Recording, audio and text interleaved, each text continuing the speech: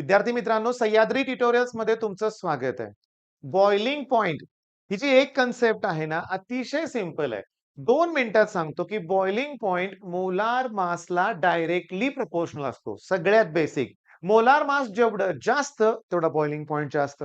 त्याचबरोबर ब्रांच जेवढ्या जास्त असतील बॉइलिंग पॉइंट कमी येणार आहे. म्हणजे तो इन्व्हर्सली प्रपोर्शनल टू ब्रांचिंग येणार. Directly proportional to molar mass आणि इन्व्हर्सली प्रपोर्शनल टू ब्रांचिंग. बस या दोन गोष्टी नाही. मी तुम्हाला सांगतो. मी तुम्हाला जर कंपेअर करायला लावलं अल्डिहाइड, कीटोन आणि अल्कोहोल. अल्डिहाइड, कीटोन आणि अल्कोहोल. आता या तिघांचं मोलार मास सेम आहे. मग आता बॉइलिंग पॉइंट कुणाचा जास्त येणार? अल्कोहोलचा जास्त येणार. रिझन काय?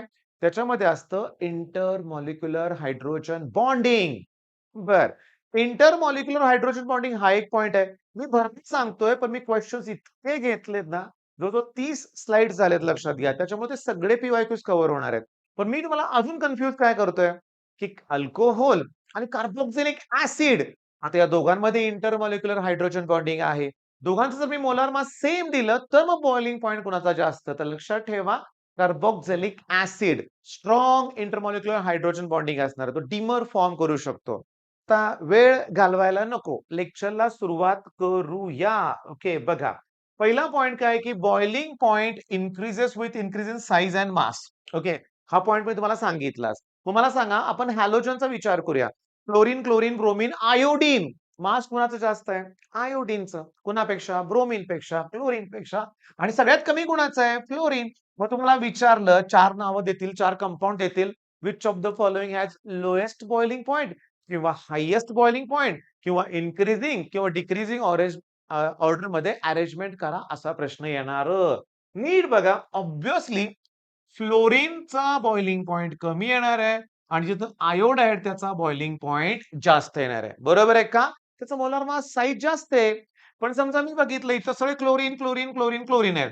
अरे पण इथं कार्बन काउंट वाढत चाललंय ना, म्हणजे molar mass down the group वाढत चाललंय या ग्रुपमध्ये. त्याचं बॉइलिंग पॉइंट पण वाढतच चाललाय. बॉइलिंग पॉइंट सुद्धा वाढतोय. मोलार मासवर डिपेंड आहे. पण इथं बघा सगळे ना यात 4 कार्बन ब्रोमीन आहेत. 1, 2, 4 कार्बन ब्रोमीन आहेत, 4 कार्बन ब्रोमीन आहेत. पण आपण काय बघितलं, साइज आणि मोलार मासला बॉइलिंग पॉइंट डायरेक्टली प्रपोर्शनल आहे. पण ब्रांचिंगला तो इन्व्हर्सली प्रपोर्शनल आहे. इथं जास्त ब्रांच आहेत, बॉइलिंग पॉइंट कमी आहे. बास, फिनिश. आता नुसत्या आपण पीवायक्यू सॉल्व्ह करूया पटापट, पटापट. ओके, बघा. लोएस्ट ऑब्व्हियसली जिथं फ्लोरीन आहे ते लोएस्ट. मग तुम्ही ऑब्झर्व्ह केलं का? पुस्तकाचाच पॉइंट आहे. फ्लोरोमिथेन, आयडो वगैरे दिलं ना, पुस्तकात दिलं होतं. लोएस्ट विचारलं तर हा येणार आहे आणि हायेस्ट म्हणलं तर हा पॉइंट येणार. नेक्स्ट क्वेश्चन आता. लोएस्टच विचारलंय, लोएस्ट विचारलंय. पण थांबा, इथं डाय ब्रोमो आहे. इथं ब्रोमो आहे, इथं ट्राय ब्रोमो आहे. ऑब्व्हियसली या तिघांचं मोलार मास जास्त आहे. तर त्यांचा बॉइलिंग पॉइंट जास्त असणार आहे. तुम्हाला विचारलंय लोएस्ट. मग एकच हॅलोजन आहे, तर त्याचा बॉइलिंग पॉइंट लोएस्ट येणार आहे. आता इथं बघा, डिक्रीजिंग ऑर्डर म्हणजे मला पहिल्यांदा जास्त पाहिजे. मी तुम्हाला आन्सर दिलाय बघा. नीट लक्ष द्या. मला तुम्हाला सांगायचं आहे काय बघा. ॲक्चुअली हा नंबर माझ्यासाठी इम्पोर्टंट आहे. फक्त 56% लोकांचं बरोबर आहे. म्हणजे आपण बाकीच्या 44% लोकांच्या पुढे आहे, लक्षात घ्या. आता पटापटा बघूया आपण. बघा ना, इथं ब्रोमीन जास्त आहे. इथं कमी आहे. इथं एकच ब्रोमीन आहे. पुढे ब्रोमीन नसणार आहे, लक्षात घ्या. याचा अर्थ हीच डिक्रीजिंग ऑर्डर आहे. तुमच्या डोक्यात फक्त मोलार मास पाहिजे आणि हॅलोजन म्हणलं की फ्लोरीन, क्लोरीन, ब्रोमीन आणि आयोडीन. म्हणजे ज्या हॅलोजनमध्ये आयोडीन आहे त्याचा बॉइलिंग पॉइंट या तिघांपेक्षा जास्त.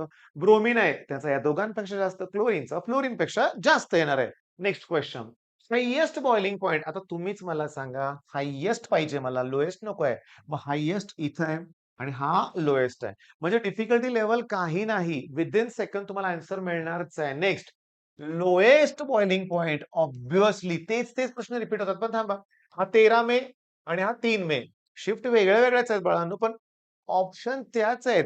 3-4 वेळा तीच गोष्ट रिपीट झालेली आहे. लोएस्ट विचारले, परत तेच लोएस्ट विचारले कुठलं आहे? फ्लोरोमिथेन. आता नीट बघा, समजून घ्या. नीट बघा. हे जे सगळे अल्कोहोल आहेत ना, त्यातले हे 2 अल्कोहोल बघा. एन प्रोपिल म्हणजे स्ट्रेट चेन आहे, आयसो म्हणजे ब्रांच आली.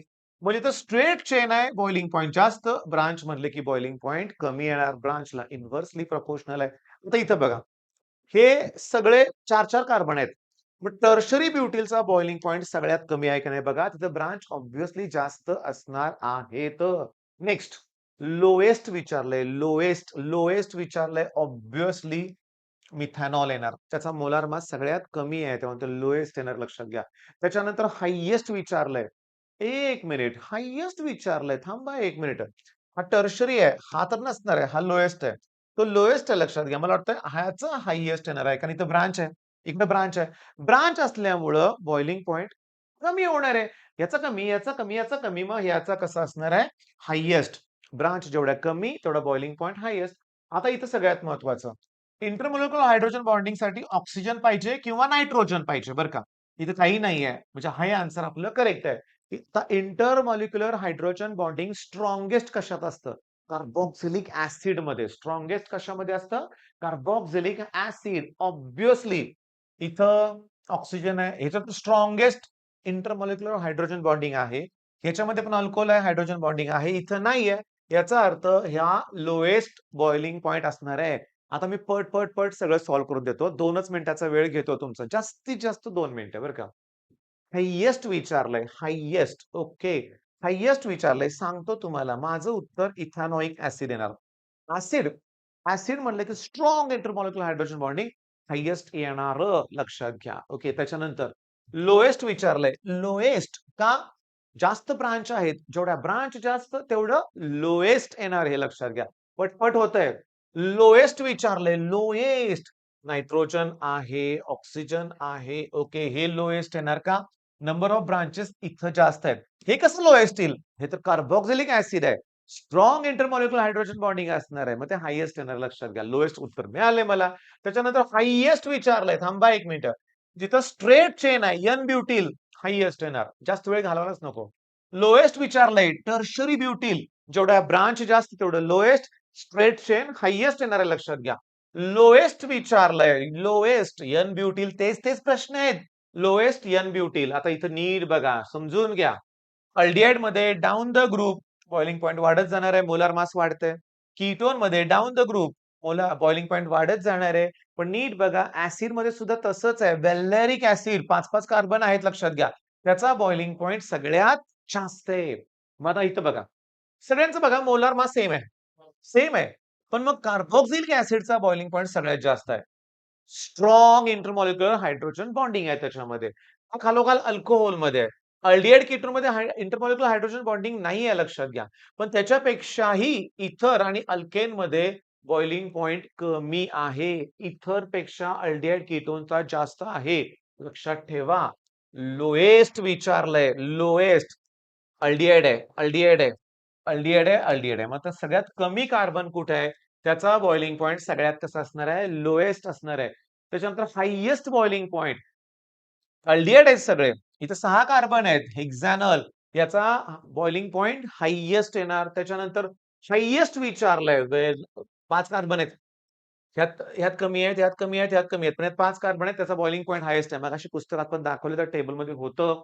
इथं हायेस्ट विचारलंय. हेक्सानल मगासारखाच आहे. 6 कार्बन आहेत. इथं 2 आहेत, तिथं 5 आहेत, तिथं 3 आहेत. जिथं जास्त कार्बन आहे त्याचं मोलार मास जास्त येणार आहे आणि बॉइलिंग पॉइंट हायेस्ट येणार. आता हे शेवटचं लास्ट पॉइंट लक्षात घ्या, समजून घ्या. इथं क्लिअरली बघा सगळ्यात जास्त कोणाचं आहे रे? Carboxylic acid, strong intermolecular hydrogen bonding.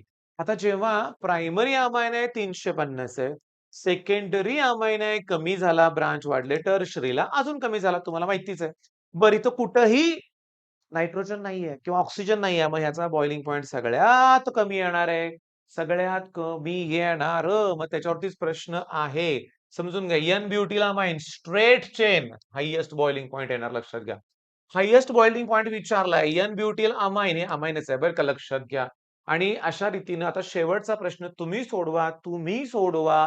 पुस्तकातलंच उत्तर आहे, पुस्तकातलंच उत्तर आहे लक्षात घ्या. तिथं नायट्रोजन पण नाही आहे, ऑक्सिजन पण आहे. त्याचा बॉइलिंग पॉइंट मग सगळ्यात कमी आहे. क्लिअर झाला प्रश्न? बॉइलिंग पॉइंट 3 गोष्टींवर डिपेंड आहे. पहिलं मास आणि साइज डायरेक्टली प्रोपोर्शनल. दुसरं ब्रांचिंग इन्व्हर्सली प्रोपोर्शनल. तिसरं इंटरमॉलिक्युलर हायड्रोजन बॉन्डिंग जे ऍसिड मध्ये स्ट्रॉंगेस्ट आहे. मग चला हा पॉइंट कंप्लीट करा. All the best.